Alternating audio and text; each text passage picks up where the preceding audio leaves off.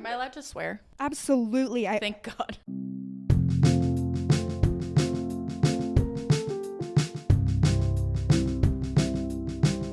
Hi, Lizzie. Hi. Welcome to Human to Human. Thank you so much. It feels so official having you on the I show. know. I love it. I've only bothered you for like, a full year. I'm like, why am I not on it? Well, I want to thank be on you it. for Thank you so having much. it at your house, because my house, Easy. I was literally just saying to Chris and Lucas, I was like, my house is designed by like 48-year-old parents that it's not going to be ready for a cute recording if you're watching on YouTube like this. So was this house. This Yeah. was the first room we did, Yeah. and it was a painstaking process. Yeah. So, Lizzie Peirce. Yes. Welcome to the show. I'm so excited to have you. Thank you for I having me. worked as your assistant for Yes, you did. exactly a year ago was when I just left, and oh my God, I learned so much from you. I feel like I became a TikTok queen because we grew your TikTok in those early days together. We did. But for anyone listening who doesn't know, you are a YouTuber, Yes. a filmmaker, Yes. you are a photographer, Yes. and I mean, I feel like it depends on who asks you, but what's your go-to? I mean, depends if I actually want to answer the question, because sometimes if I don't feel like talking about it, I'll lie, and I'm just like, oh, I'll just say video producer or something, and they're like, oh, like for companies, or like, what do you do? And then it's usually a quicker end to the whole thing. If people ask me, not most of the time I'll say photographer, videographer, just because I don't want to get into it. Once you get into the YouTuber thing, it's like opening a whole can of worms. Yeah. And like, and I then just it's like don't. influencer, Yeah, and content then creator. Everyone like they either like judge you immediately. They're like, oh, so you're like an influencer? And then I'm like, ugh. Or they immediately go into like, oh, so you make like money at that? I'm like, I don't want to have this conversation right now or ever. Like, I don't ask you as a teacher how much money you make or how much money you make as an electrician, like, or I don't know, mechanic. You know, why? I just said it's my job. So obviously, yes, I'm making, you know what I mean? Yeah. So, I mean, out of all the things, if I were to sum them up, I'll say video producer, because it's just like a big umbrella. But definitely lately, like in the creative realm, I'm leaning more towards of like photographer, because I feel like I'm just accepting that that's what I really enjoy. And I mean, I do love making videos, but I prefer to direct as opposed to shoot. And I do love editing them, but I also realize like I'm very happy to work with an editor and just tell them what I want. Yeah. Yeah. I love it because I feel like all the streams you've gone through and are like focused on are all very creative, very passionate. Yeah. But I want to know about the early days of like, how did you fall into these roles? Did you follow your intuition? In what way were you like, okay, I need to honor myself and not be scared of like these other people's opinions? You know what I mean? Like going from like being in high school and being like, what am I going to do when I grow up? Yeah. I just knew that I feel like I've always had the mentality that life is short, so you might as well do something you like. And then I knew that I liked creative things. I was interested in acting and singing and music. And initially I thought I was going to go into a music stream somehow because I played multiple instruments. I thought I was going to go with cello because I just happened to be kind of randomly good at it, because I only was taught cello in school. So I was pretty convinced that that's what I was going to do until my last year of school, of high school specifically. And I took a media related, I forget what it was called, but I had to edit a video. And I just remember getting so in the zone on it. And I remember just thinking like, this makes sense. I know that there are jobs that pay more than being a musician. Yeah. And I really like this. And so I realized kind of like, I've always loved TV. You know, I just paid attention to what I liked. Mm-hmm. And then what you like is usually what you're interested in. So then there's usually a job that works along those lines. And I don't think it's healthy to pigeonhole yourself right away and say, I want to be a director, or I want to be an editor, or I want to be a violinist, or like whatever it is right away. So when I applied to a broadcasting program in Canada called, I mean, they changed the name of it now, but at the time it was called the RTA School of Media. And they changed the name of the university. And they so changed you're the name like, of the my credentials university. just are. So now it's very confusing for me to tell people where I went to school. So that's fucking great. For anyone wondering, Ryerson, formerly known as Ryerson, now TMU, Toronto Metropolitan University. So lame. So long. Fine. And so when I got into the program, I was just kind of in the mentality of like trying everything. So it's kind of like you just keep niching down. It's like, I know I like creative things. It's going to be a creative thing I go into. And I knew I knew as a kid, I was like, whatever I do, I'm going to be the boss. Like, that's just kind of my mentality. I was told I was bossy as a kid. I was told I was type A. I was told I was teacher's pet. I was told I was a kiss ass. I was told I like tried too hard, all of those things. And I'm like, okay, so I'll just be your boss then. And I knew I like creative things. So I'm like, okay, let's just keep moving down the line and see what I like. And yeah, I tried audio. I tried like TV studio. Like, you try everything. And then eventually, I mean, being a YouTuber wasn't a job when I was even in school. Like, Instagram wasn't a thing yet. It was only becoming a thing like as I graduated, like in my last year of school. And I was like, what is this app? It's dumb. I didn't like it. Because everyone was still posting on Facebook. So yeah, I just think just pay attention to what you like. Yeah, and go with it. For sure. And it's like, fast forward to now, you have a incredible following on YouTube, on Instagram. I feel like, and you're your own boss. You're like a badass entrepreneur.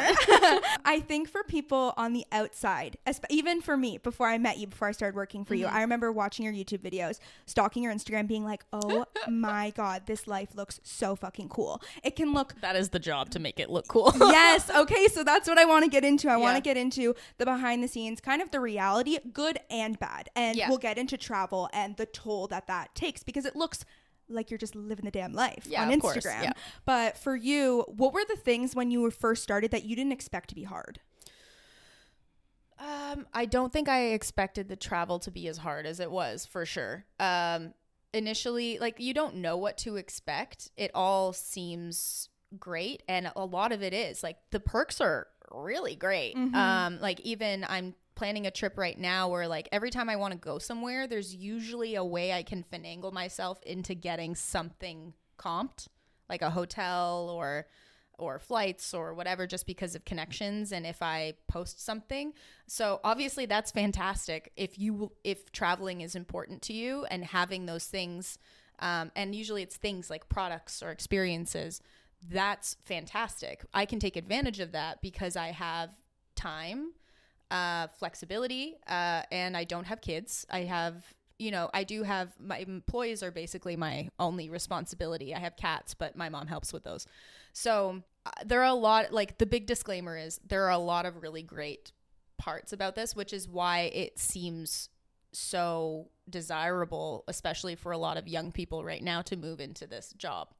But I think a lot of people forget to look at it as a job and as a business. And if you want longevity in this, if you're trying to make a quick buck, fantastic, but if you want to continue to work for yourself and you want to make good money, or you have aspirations to have other businesses, you have to look at building your following online like a business, like building a brand. And really, the social media following is more of a jumping off point into whatever you want to do after. Like, it is a lot of work, and getting the sponsorships, like, it helps keep you afloat. But a lot of people think that's the end goal, which it is not. There's always a pressure of like, okay, now what do I do? So that's obviously always looming. That is stressful. I'm now responsible for people. That is stressful. But in terms of like at the beginning of just like figuring it out, okay, I'm trying to do this. I mean, let quote unquote influencer, but more like the content creator route, which is different than being a traditional influencer where you can just kind of take out your phone and snap some photos. Yes, like, don't get me wrong, there's a lot that goes into that as well. But as a content creator and someone who is a professional in the media industry, there's also a pressure for the content to be really great. And artistically, I want to be fulfilled by that. So there's a pressure to make content that the brand is going to be happy with, but I have to like it, and it has to represent me, because my page is like my magazine, like, you would never put a certain, like, one type of photo in Vogue that it like isn't meant to be there. So there's a lot of back and forth. That can be stressful. That can be a battle. And financially, you never know when your next paycheck is coming. People always pay you late. So the lifestyle of working for yourself has some benefits and, a lot of downsides, the unpredictability. But we saw during COVID, like, I thrived during COVID. which a lot of people were worried about me going, oh, are you going to be able to make any money? Oh, everyone's going to cut their marketing budgets. I was fine. I was more fine than a lot of people in their 9-to-5 jobs. I did great, which I'm very lucky to say, because I don't think, obviously I work hard, but I don't have any control over who approaches me or who I reach out to get those jobs, especially during a worldwide pandemic. Right. So the travel part, because I am a travel creator, is really hard physically, mentally, because yes, all of the experiences it looks like I go on are fantastic. I've done some things I would never get to do otherwise. That's your disclaimer. And I don't have to pay for them. But every single time I'm working and I'm thinking about what I have to shoot, is it going to be good? I'm lugging gear. I'm hot. I am sweaty. I don't show up in a nice, pretty dress. Like, I'm dying. And then I have to look good in a photo when I feel like trash. I'm eating garbage because it's usually not available for me. And they're taking me to these like really beautiful restaurants or like really tasty food, but it's not good for me. So you feel slow.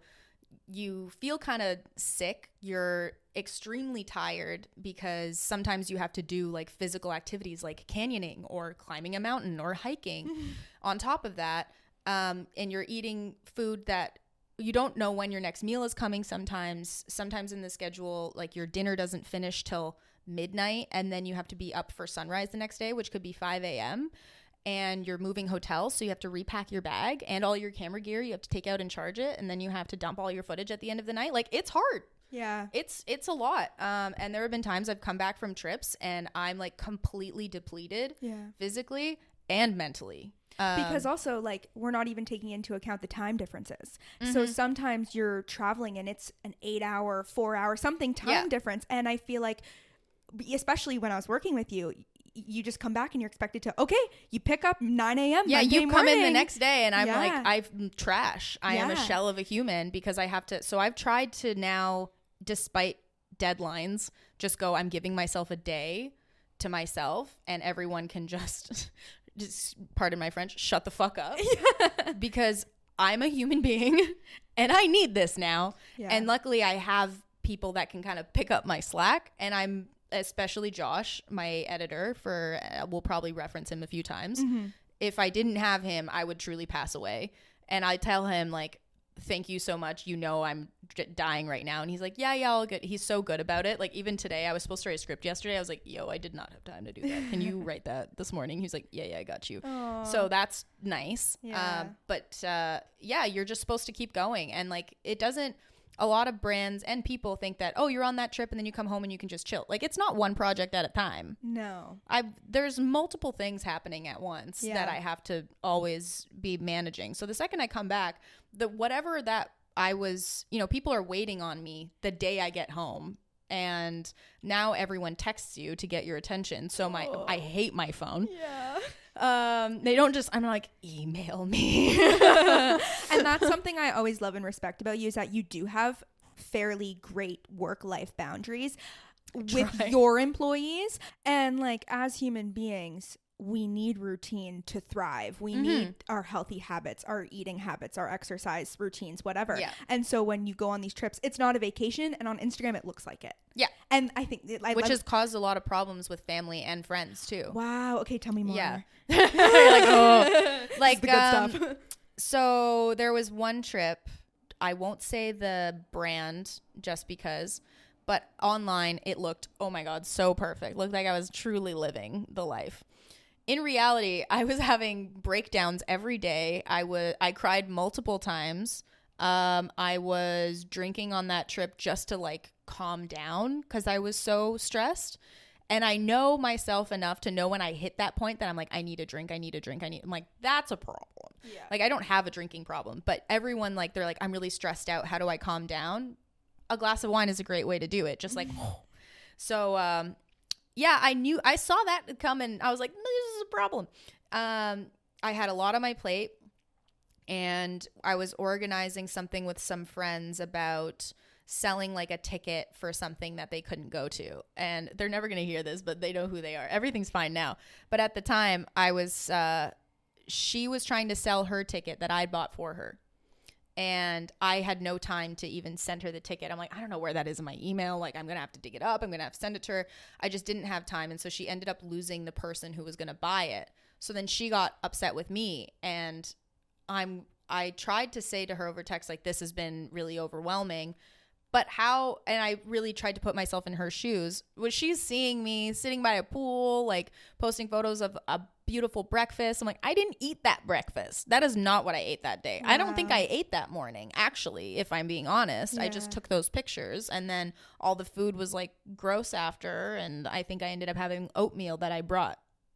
You know, she doesn't know that. Mm-hmm. It's hard in any facet of life to communicate what's going on and how you're feeling, and sometimes that requires a lot of extra effort and a lot of patience, because any conflict with someone 99% of the time is a communication breakdown, not necessarily just a miscommunication, but understanding where both of you are coming from, and something is getting lost in translation. And most of the time, I mean, some people are just crazy and you can't argue with crazy, but most of the time with your friends, you can end up in a place where you go, I understand why you reacted that way, and they can go, I understand why you reacted that way. And then that's when you're like, okay, so this was just a big thing where we didn't know what was happening with each other, and now we're going to move past it. And with family, like, they think I'm on vacation 100%. And I don't even bother. Like, my mom gets it, but yeah. Have you tried to explain this side of it, like the reality of what you're actually experiencing, what's not being shown on Instagram? Have you tried to explain that to people and them come back and be like, oh, Lizzie, woe is me. Like, you're saying all this stuff, but really, like, it looks like you're having a great time. Yeah. Mostly, I mean, like, trolls on the internet do that. I think once you can sit down in front of, like, anyone's problems are relative. Like, I mean, me talking about me being really overwhelmed and stressed on a trip, and someone else is going, I just lost my job and I don't know how I'm going to pay rent. That sucks, you know? But everyone's problems are real. This is what my therapist told me. She's like, everyone's problems are valid and relevant. And if you have a friend or someone close to you that's saying that kind of stuff to you and belittling how you're feeling about something, then that's not really a friend. You're looking for someone to vent to and to understand where you're coming from, because all that really does is isolate you and puts you into a state of, like, ultimately depression, because that's what happens when you feel like you can't relate to other people. And that's not really a friend. Like, if they're not sitting there and going, oh, I can understand why you feel like that and why that's hard, and maybe help provide solutions or reframe it, but sometimes it just sucks, you know? But you don't want someone who's going to make you feel like crap about it. But I mean, with family, I don't care, you know, like, you can think I do whatever I want. And you, like, the look of shock on their faces when we bought our condo and then when we bought our house. And I'm like, I don't need to explain myself to you. You can see how well we're doing now. And it's not important to me to seek that validation anymore. Initially, when you're younger, like, it gets frustrating when people, like, don't treat you the way that you feel you should be treated, because you do know you put in effort or you do work hard or whatever. Like, obviously that sucks. But it doesn't really matter at the end of the day. And I think Chris often feels that, Chris is my husband. He does the same job, for anyone who's listening doesn't know who he is. He feels the need to prove that, because that validation is really important to him, and it's a big part of his personality. Whereas I truly couldn't care less. I'm like, I'm having a great time, you know? I know how much fun I'm having. I know how great my job is. I don't need someone else to go, oh my gosh, I didn't know how great that was. Like, it actually makes me uncomfortable, probably.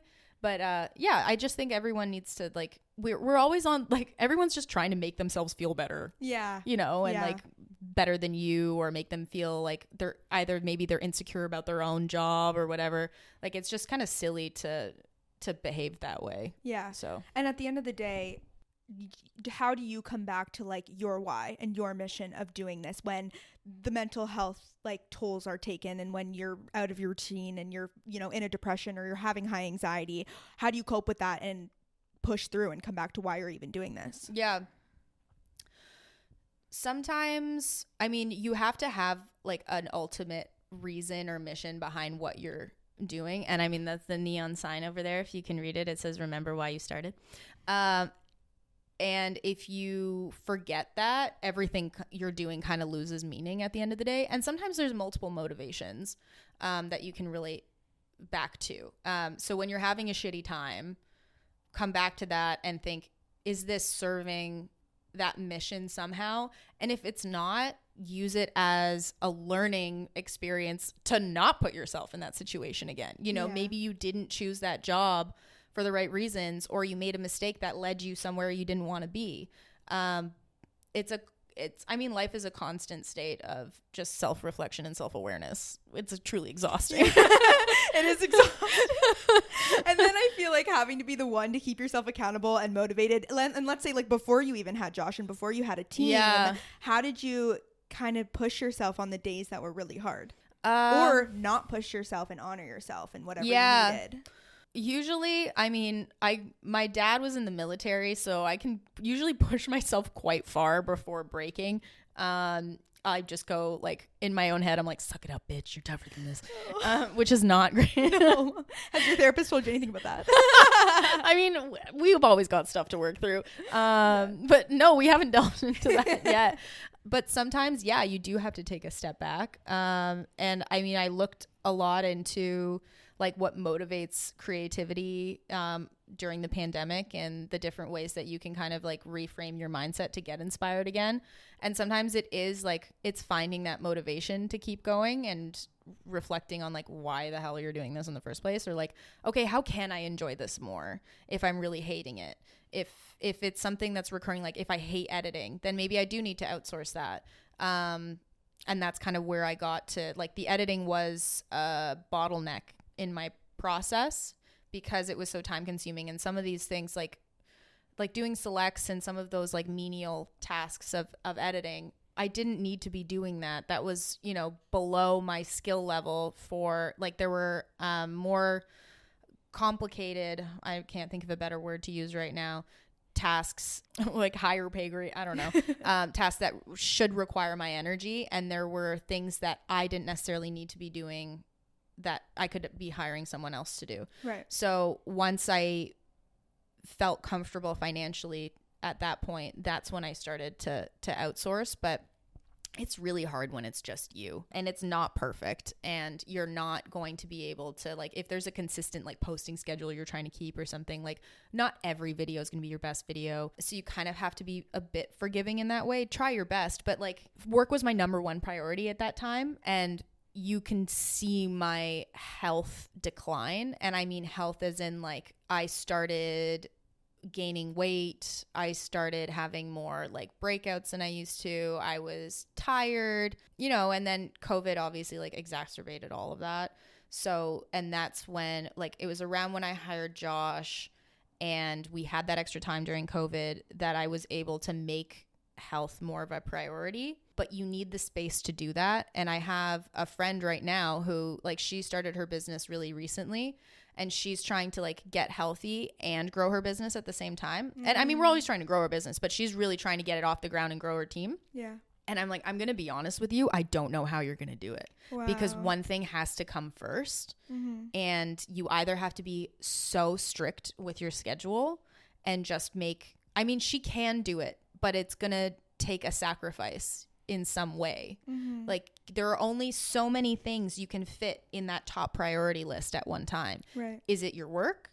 Is it your health? Mm-hmm. Is it your, and I kind of think like my social life. Like, those are kind of the three that I'm always cycling between because I don't have kids and I don't really have anything else. Yeah, you kind of got to pick one and then your second and then your third. Wow. And it's really hard because you're going to have to, like, she's obviously enjoying her social life. And I'm like, but if your health matters, you got to say no. You can't go to that birthday dinner or you have to sit there and drink a soda water, and that fucking sucks. So you feel good the next morning and can work on the thing that is your number one priority. Exactly. Yeah. How have your friendships taken a toll because of those priorities over the years? I think initially I didn't see my friends enough. And I mean, part of that is like, I just moved in with Chris, and I'm talking about when I started YouTube specifically. Okay. Like, I just moved in with Chris, and so we were spending a lot of time together, and I was navigating this whole like living with your person and then finding time for yourself dynamic, which Chris and I are always kind of trying to figure out, especially when you work together. And at that time we were still really heavily like running our production company at the same time. I think I could have spent more time with my friends for sure. But it's like you're kind of enjoying time with your partner. So like everything kind of ebbs and flows. Yeah. With family, I was always pretty good at seeing everyone regularly. And you have to prioritize those relationships too. But like as Chris and I have lived together a little longer, it's easier to make time for friends and going out and that kind of thing. Yeah. Before we kind of get into like some relationship advice that you have, I want to talk about your dad passing away. Yeah. And your experience. I also make a lot of jokes about that for anyone who's listening. I'm really bad at any serious topic. I giggle. So like we're working on that. But yeah, let's talk about Yeah. So, well, how long ago did he pass away? And this is such a big person in your life to go. And so I'm curious how your grief showed up for you and how that then affected your work life too. Yeah. You never know how you're going to react. And I knew my whole life that like my dad was old. Like when I was born, he was already old. He was 57 when I was born. Wow. Okay. He was always old. Yeah. So you start doing the math pretty early as a kid. And I'm like, he's probably not going to be around for some of those big things. Like he's probably not going to meet my kids. He might make it to my unlikely he's making it to the wedding, not in a wheelchair. He didn't make it to our wedding. Will he make it to my graduation? You know, you start. Yeah. So I definitely appreciated my time with him more. And I respected his I mean, I don't know if it was a decision, but like I think with a lot of men when they lose their like passion, and I mean like they love their family, obviously. For some men that is their passion and that's a big part of their life. For a lot of men when they lose their hobby or their job or the thing that they love, life kind of loses a lot of meaning for them. And I think that's kind of what happened with my dad. So he was over it. He's like, I had a good life. I'm kind of done. So he got pretty lazy and it was, you know, his health kind of declined after that. He ultimately had a stroke. And then about a month after having the stroke, he passed away in the hospital. So he had the stroke 3 days before my 25th birthday. Wow. So I remember being in the hospital. See, I'm laughing on my 25th birthday going sick. Yeah. Because I feel like when you're 25, you're like quarter century. Like that's a big birthday. Yeah. You're like, oh, I'm 5 years away from 30. You know, I'm mid 20s now. Like, let's make this count. And then I'm like, of course, now my dad's in the hospital. Like, what a way to go. And so I was very fortunate to be able to, like, I basically told Chris, because we were running our production company at the time, like social media was not a thing. I said, yeah, I'm going to be there as much as possible. You can tell our clients you can pick up my slack, hire someone else. You can tell them to suck it. Yeah. Basically. Yeah. I'm out. Like, this is when it matters. I will be at the hospital every single day. I'll do as much work as I can, but like, that's my decision. We both run the company, and that is how I'm choosing to do this. Yeah. Would a lot of people have done that and be like, that's irresponsible for your business? And be like, honestly, suck it. It's your dad. Yeah. Like, also, it's your parent. I feel like people would like be like, oh, well, like lucky you were in the position to be able to do that. Lucky me. Yeah. Yeah. And it's interesting that I think also a lot of people don't realize how much control you do have on your work life. Like when shit does hit the fan and it's someone that important to you, you can say to your work, sorry, I'm taking this much time off. And I think take it or leave it. Yeah. Cause I was working at a production company, I'm trying to think, like I was working there, not a year, like a year. Yeah. Maybe about a year before that happened. And that was one of the reasons I quit, was because I wanted more flexibility. Yeah. And, I was thinking, like, if I'd worked there, what would I have done? Cause I knew that boss would have still made me come in. And it would have been a whole other like bucket of stress to add on to my life. And I definitely would have told him to suck it. Yeah. It just would have been more quit. Yeah. I would have been like, then fire me. Right. Honestly, couldn't care less. Yeah. Cause I don't understand ever why your job should come before something like that. Yeah. That does not compute to me. Yeah. No. And I mean, yes, it's your livelihood. If you have kids and you have to like, that's a different, you're supporting them. Like but for me, as someone who just turned 25, who was living in a bachelor apartment in Toronto that at that time was like dirt cheap, I did not care. That was like jobs come and go. I'm not going to not be in the hospital while my dad is probably dying. Yeah. You know what I mean? Like, logic. Yeah. Like, what? Like the hierarchy of priorities. Yeah. And I remember working in a restaurant and people would be like, oh my gosh, my cousin, like my best friend is in labor and like, I just want to get off this shift and go, and like, they won't cut me. Bitch, I'd be walking out that door so fast. I'd be like, my cousin's having her baby. See ya. Yeah. Like, or like, not just like, but this cousin was supposedly like her best. Like, she was really close with her. Yeah. Yeah, it doesn't make sense to me why people do that. So yeah, he ultimately did pass away, and it was weird. And he was the first person that I was really, really close to pass away. And so there were a lot of firsts in that whole like experience with death that was really hard mentally, and like it's still hard to grasp, and it's like pretty depressing, especially if you're atheist or agnostic like I am. It's a dark place to be.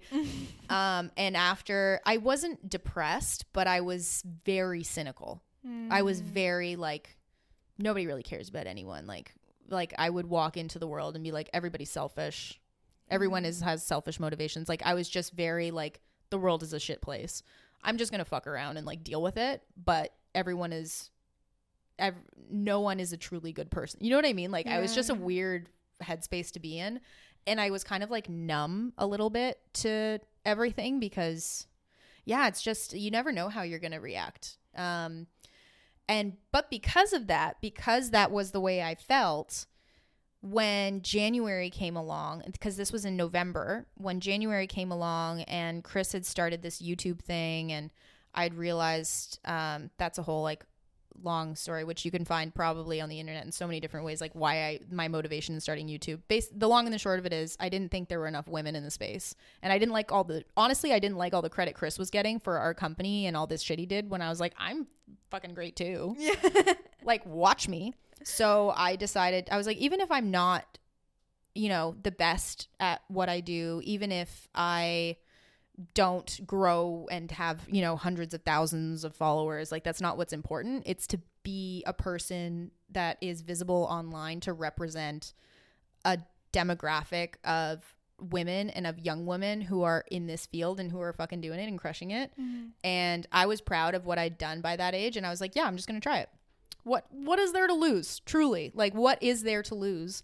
Because I was just so, you're kind of like, numb, I guess. And like, just watch me, what is the worst that could happen? Well, and at that point in your life too, you're like, how precious life is, how easy, like how fast someone can go, that you're like, what's the point of being scared of it too? What's the point of being scared of pursuing something? Yeah, you could fail, and then you'll just keep going on whatever you're doing before. Make fun of you. Yeah. Okay. And so people rip on me online or say that I suck at it, or okay, those are words that you've said. Doesn't change anything about the fact that I have made this my job, and I run my own company that's been doing really well, and all my clients like my work. So you can go work at Starbucks and call me when you actually grow some balls, and you know what I mean? Yeah. I was in the mindset of like, nothing matters, so why not? And it kind of, looking back, it definitely kind of pulled me out of that in a way, because I realized people online are actually like mostly pretty nice. Yeah. And everyone was super supportive, and it gave me, initially it was like a hobby. It was something that was mine, because Chris and I were working together, that I could do for fun, that allowed me to try different, like I could experiment creatively and engage with this whole community of people online. And I made, like, once I made some friends, like YouTube friends, it got really fun. Like Becky and Chris, who I just went to visit this past weekend, they were some of my first friends, like, on YouTube. And they're so nice. They're so talented. Like, they're so cool. And we were all just so supportive of each other initially in growing online. Like, it's just everyone's like, yeah, let's just make things together, and like let's, like, everyone go after what you want, and like, yeah, let's do it. Like, just the positivity and the like go get it-ness of it all. It's contagious. And then when you know that you're making a difference for other people in just you living your life but being online about it, also makes a difference. Like it's pretty easy to influence other people by just being visible. And it does make you think critically about like what you represent and what you want to do for the world when you have a platform like that and you do grow a following. But I would say that that's probably, like, my dad passing away was probably a big reason why ultimately I did start YouTube. But it wasn't like I ended up making like a short film about it. But that wasn't for like a year or two after. Like, I didn't want to talk about it. Like, I didn't want that to be the reason why I started. It wasn't. I didn't want to be that super public about it, because that's not me. I'm not going to be like, 1 year since you passed away. No judgment to people who do, but like, I'm not going to do that. Yeah. But like, I can't deny the fact that like it definitely is a part of my story. Like, it's a big thing to happen in your life. And then moving past that and growing up and them not being there. And that's when a lot of like my success has come in my life. I got engaged. I bought a condo and now a house. I got cats. I got married. I have employees. Like, it would have been great for him to see that, but in a way, like, he kind of influenced it. It's kind of shitty. It's like, you died, but it helped me in some ways. It's for a lot of people, it gives there's a thing called post-traumatic growth, and it's when you go through something, a big loss or something really hard, and then it really inspires and ignites something in you to pursue something that you might not have otherwise. And that's really important, because I think it wakes us up to like the fact that our fears often aren't real fears that we need to like let control our lives. You can flip that around and use it as something that motivates you. Like, any emotion you feel, you can turn into something productive. Absolutely. If you just know how to harness it and think critically about it. Like, any negative experience that you're feeling, you can, I mean, I'm gonna go with 99% of the time, take it and reframe it into something positive and use that moving forward. And I think that separates one person from the next in this world. Like, what kind of person you are and what kind of person you're going to be and how far you're going to get in life, how successful you're going to be, and how much you're going to enjoy your life. That's the most important thing. If we want to get existential about it. When those hard things happen, do you struggle to feel your feelings and sit in them? Yeah, I hate feelings. I hate them. I hate them so much. You just have that energy. I know. Because it's not fun. Like, I don't want to, it's so much easier to just be like, go with the flow and have, happy, positive energy and all the time. And when something like negative or hard or like even like being in love or whatever, like, those are big things that are very distracting. And I like being present in my life and working and, being with my cats and having fun. And the second things get serious, I'm like, get me out of here. But that is like, that's life. And so you have to find a way to work with it. And that's what makes life such a roller coaster and such a good story at the end of the day. Once you can overcome those things, and they're little challenges you're faced with. So instead of being like, oh, this sucks, or this is so hard, this is the worst, be like, I'm so lucky that I can feel this. And that I have the opportunity, like, look at all of the good things that have led me to this point, and now I have the opportunity to overcome it, or this is a lesson so that I don't do this again. Absolutely. And look at me for all the things I have done that, maybe this like sale didn't sell as much as I wanted, and like, that feels shitty, but I did learn this and this, and I see where I could have done better. And now I need to make time to do this better next time. And just don't get stuck on those feelings. Like, but I do struggle to feel them at all, because I don't like it. I'm curious too, because you and Chris have been together for a long time. How have you guys learned to support each other when you've each individually gone through your hard times? And how do you show up for each other, especially in a huge loss or even like a work problem? I mean, it's never like, oh, we know exactly how to react to every single problem all the time. I think communication is the biggest thing. Like, saying things, a lot of people think that, oh, well, like, I don't need to say that out loud. Like, that should be like, they should just know that.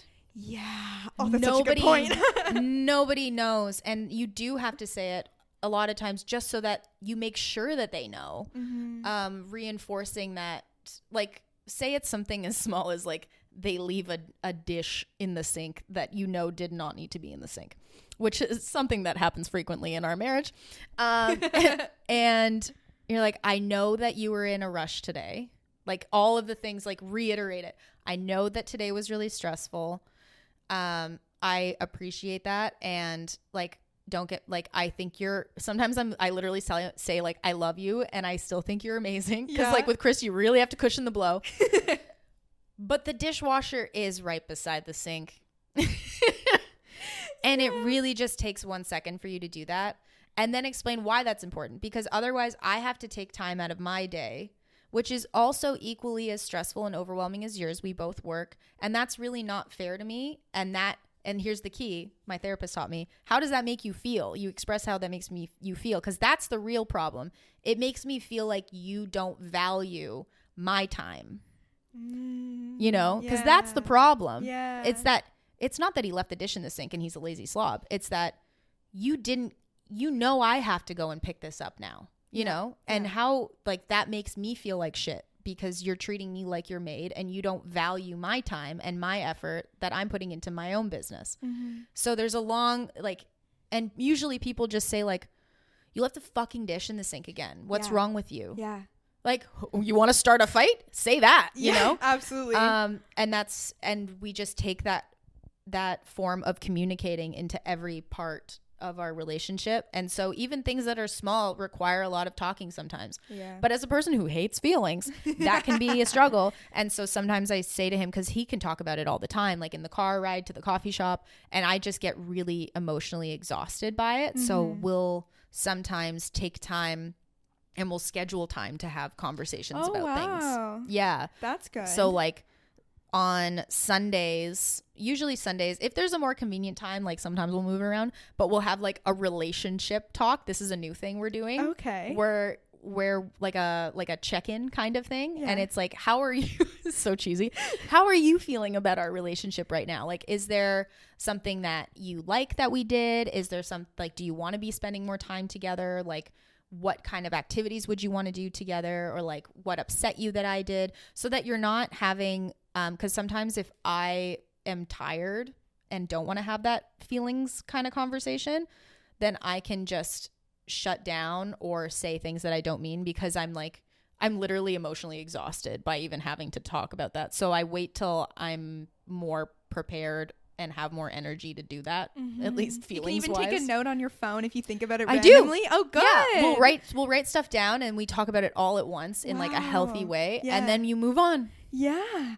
And you just live your life after because that. You guys are such life and business partners. Like, and when you marry someone, you're becoming a business partner with them, even when your work isn't as connected as yours is. And so that's so important, because I think I know you get asked this so much about your work relationship and how you're in such similar niches, and how do you set boundaries and how do you work through them? Yeah. That is amazing, because you can write down anything, whether it's your personal life, your romantic life, your sex life, your work life, whatever. You can bring that all up, and you're both mentally present and you set that intention. Yeah, exactly. And like, it's the same thing with business. It's like, I saw that you did this and that really upset me, or you know, something that's happened a couple times is when we have like a shared experience, like getting the house, or like when we shared an office space, who's going to post it first?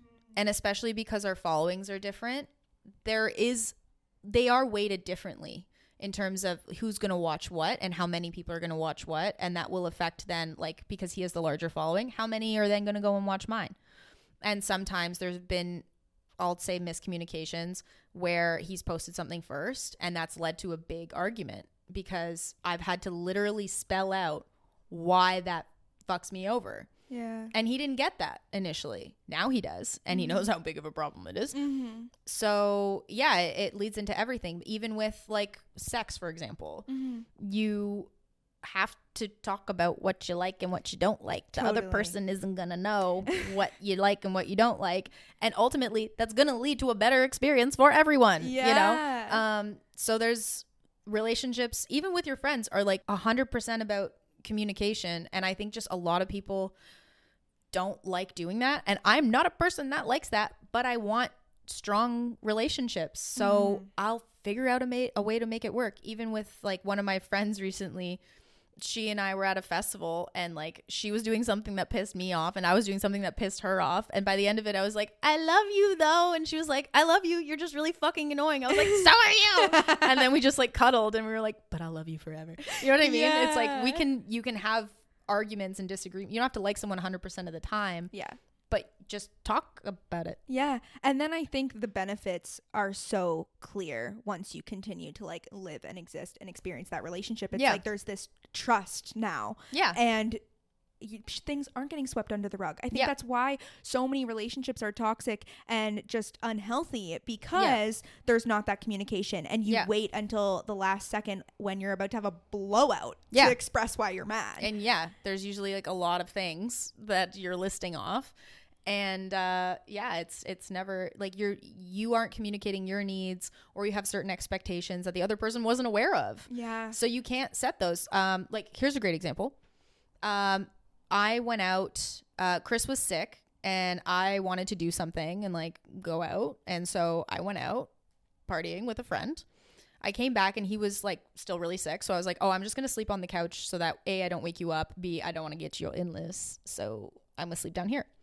So he comes down the next morning, like pretty early. And I'm like, oh, I'm still really tired. Like I'm going to keep sleeping. And he was like, okay, no problem. He comes back closer to, cause I don't think I went to bed till like 4.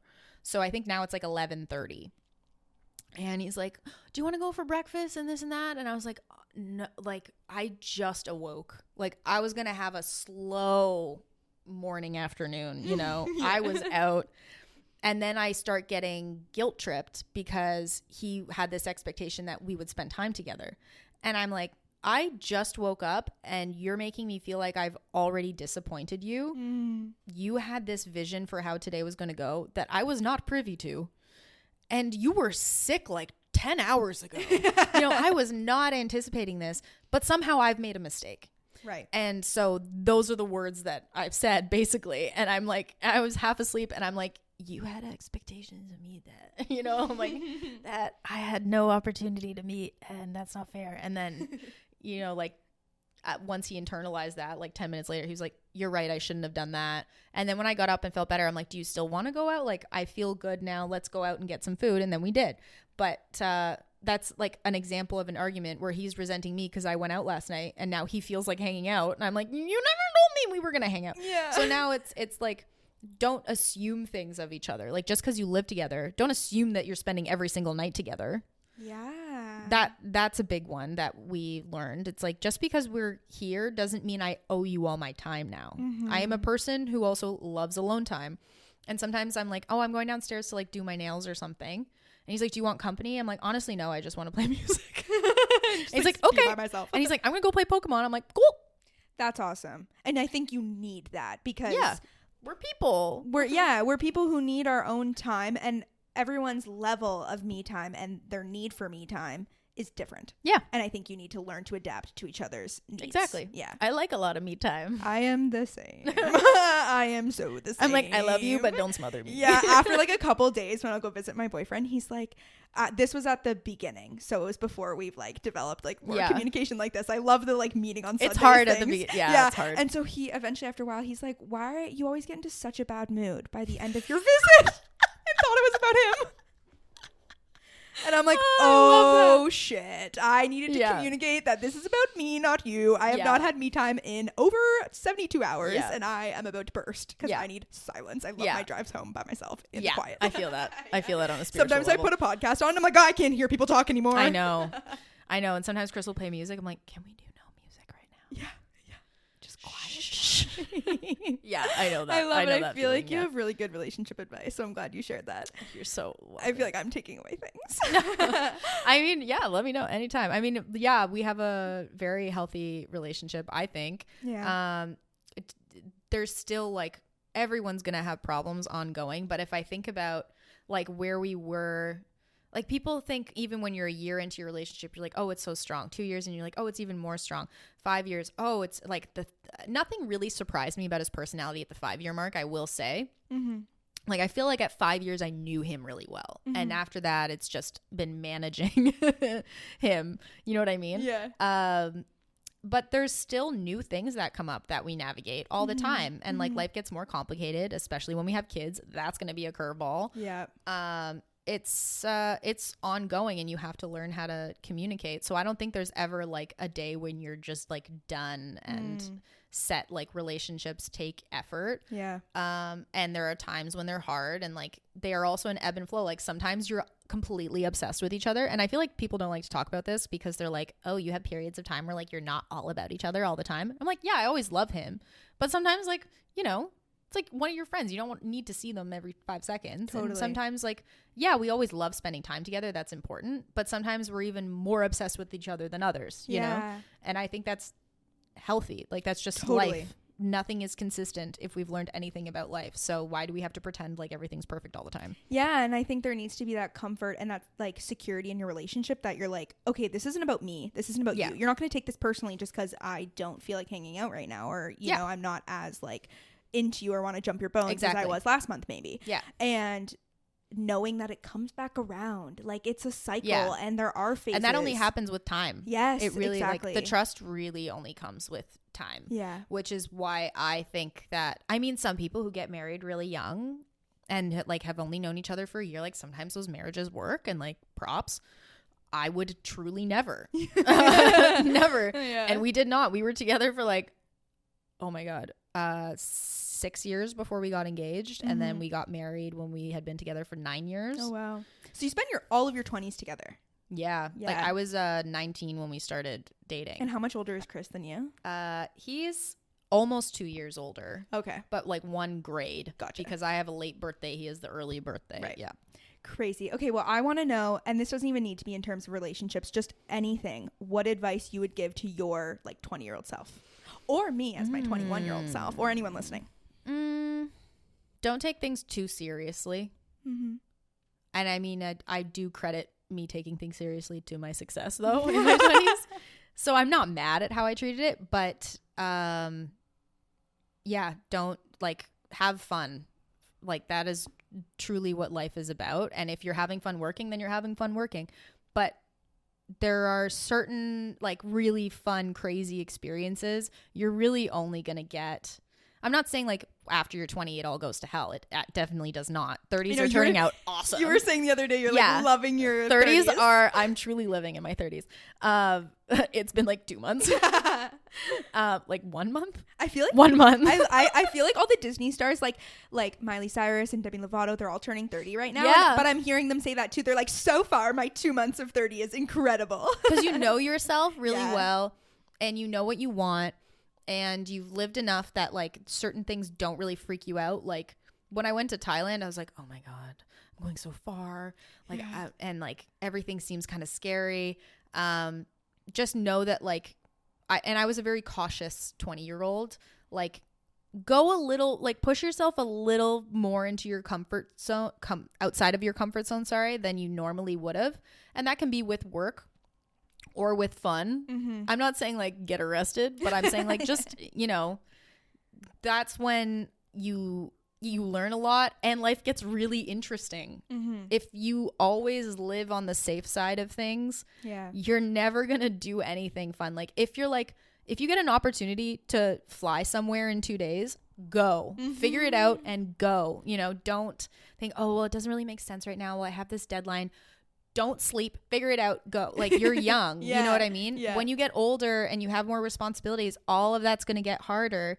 And this is when you can do that. And I think a lot of 20-year-olds, you know, they do those things. Some maybe a little too much. Like don't forget that you do need to like do figure out what you want to do with your life at the same time. But there's a good work and play balance that you can have. Just push yourself a little further. And if you're having a fun party time, then push yourself a little further work-wise and stop being so scared of trying something that seems scary. Maybe go that route, but just don't take yourself too seriously, basically. Yeah, I love that. Okay, well, I have one last question, but I want to ask another thing for my own personal curiosity. So I'll ask that one first and then we'll close out with the other one. I want to know, because we were talking about this earlier, just about like how your career, it's been built from things you love, things you enjoy, things that were hobbies like photography. do you have other hobbies now that you just keep for yourself because the hobbies that you're so invested in are now your career that you make money off of? Yeah. I'm trying to prioritize those more. Some of them are, a lot of them I like having mindless ones that are kind of embarrassing to tell other people about, like doing my nails. Yeah. You know? Yeah. I also like fashion. I think it's cool. I like collecting purses. That's fun for me. Judge me. Don't care. I think it's fun to like, it's a creative form of expression that I don't have to think too hard about, that I think is fun. You know, like, so like getting dressed and putting outfits together, that's fun. I do want to spend more time on music again, because that's something that I think I realize I always want to keep for me. I just need to prioritize it. It's not like I need to find the time. Like, there's the time. I need to prioritize it, because that does take a little more, and initially it's going to take a little more mental capacity because I haven't really played anything in so long. But it does, like, it makes me feel so good when I do, and like refreshed and inspired, and like it's really cathartic for me to like sing and play guitar or play piano or whatever. Yeah. But yeah, like absolutely 100%. And traveling is obviously like, and traveling not for work. Not for work. Yeah. How often do you do that? When it's not for work? I mean, recently more, but there was a long period of time where it was only for work. Okay. And like then I started to hate it. New York wasn't for work. I mean, I kind of end up making them a little bit. Yeah. Like, we'll film a video or I'll take some photos or whatever. So we did end up working while we were there, but I didn't go because I had a sponsor or like a brand forcing me to. Gotcha. You know what I mean? Yeah. Same thing with Vegas, was just for fun. For your 30th. For my 30th. And then before that, it was Vietnam, and that was for work. And then there were a bunch of other ones for work before that. And then I realized, I was like, I'm starting to hate this. Why do I hate this? Yeah. And traveling is so fun. Yeah. You know, it's like seeing new things and like going to new places and trying new foods, and just like it being unpredictable is so crazy. If you don't love traveling, that's fine. That's you. I cannot compute how a person doesn't enjoy that. Like, I love hotels. Yeah. Oh my God, I love staying in. I love my own bed too. Like, obviously at a certain point I'm like, I'm over this and I want to go home. Yeah. But I love hotel sheets and I love hotel beds. And just the feeling of an escape and a getaway, and like that creativity it gives you that you don't have in your day-to-day life. It's inspiring. I think that's why I, as a creative person, it's very inspiring. Yeah. So one of your missions is, if I can do it, so can you. Yeah. Can you tell me just a little bit about that? I think why it's your mission. That's basically why I started my channel, and because I wanted to be a visible representation of a person, but specifically a woman for other women who was, you know, pursuing a creative career and who was successful at it. And I think that I get asked quite often why there are so few women, or at least optically it would appear there are so few women in production. And I think it's because you need to, like, when you think of a firefighter or you think of a policeman, you think of men because that's what you see a lot. And so when you think of a director, a lot of people immediately think man as well, because we have seen a lot of male directors. So you have to see, and especially as like a young person, see someone doing that thing for you to be able to envision yourself in that role. And I think when you're really, really young, maybe that's not a factor, because you haven't really seen race or gender or any of those things yet. Like that part of your brain hasn't fully developed, or maybe you haven't been taught to develop those. You know, that's a different discussion. But seeing someone who looks like you in that role can help you imagine that life for yourself. And so me, especially, you know, as a person who I think I'm good at what I do and I'm very proud of myself, but I know I'm not like the best. Yeah. Is anyone the best? But I don't think that's the point. And you don't have to be the best or amazing at it. And you certainly don't start out that way to have a career in production or in media or a creative career at all. So my goal was, you know, by seeing me online, hopefully someone else will look at that and go, oh, well, you know, she's doing that thing. Why can't I do it? And because that is something that I wish I saw more of growing up. Yeah. And I wish I had more, like my mom did work growing up. And I think that was a big influence on why, like I had a 2-income household. And I think that always made me think like, well, I'm going to work and I'm going to have my own job and I'm going to have my own money. So I always thought that way. But maybe that's because I saw that my whole life. So I have my own values and my own beliefs of what I want people and like women to be capable of. And so by being that representation, I hope to influence more of that in the future. So that's my small contribution, I guess you could say. Yeah, I love it. And I love like, let's play like inspirational music now in the background. I know. yeah, exactly. Is that on track? Yeah, it was perfect. It was perfect. Oh my gosh. Well, I was listening to a podcast you were on and it was really, really great. And you talked about how you just saw so many dudes in the space and you were like, where are the women? Oh yeah. Was I like, it depends on the day. Sometimes I'm like really salty about it. I'm like, where are the girls at? Yeah. What the fuck is going on? Yeah. Well, I love it. You're an inspiration. Your content is incredible. And I have learned so much from you. I remember when I was like in my bedroom, in my parents' room. I still live there, but this was before I'd You've moved come out. and gone. I've come and gone, truly. But I watched like your Q&A videos. I watched your vlogs and stuff. I was just like, oh my God. Like, I just want to do this. I want to be and you like are. her. You're And doing it. Thank you. Yeah, Yeah, you're doing it. I'm so glad you came on the show. And thank you for having me. This is my dream come true. Lizzie Peirce on Human to Human. Yeah. Please tell the people how they can find you if they don't know. So you can find me on the YouTube at Lizzie Peirce, and it's Lizzie with an IE and Pierce with an EI. I know it's very confusing. Same thing on Instagram, same thing on all TikTok, all of the places. That's my website. Love it.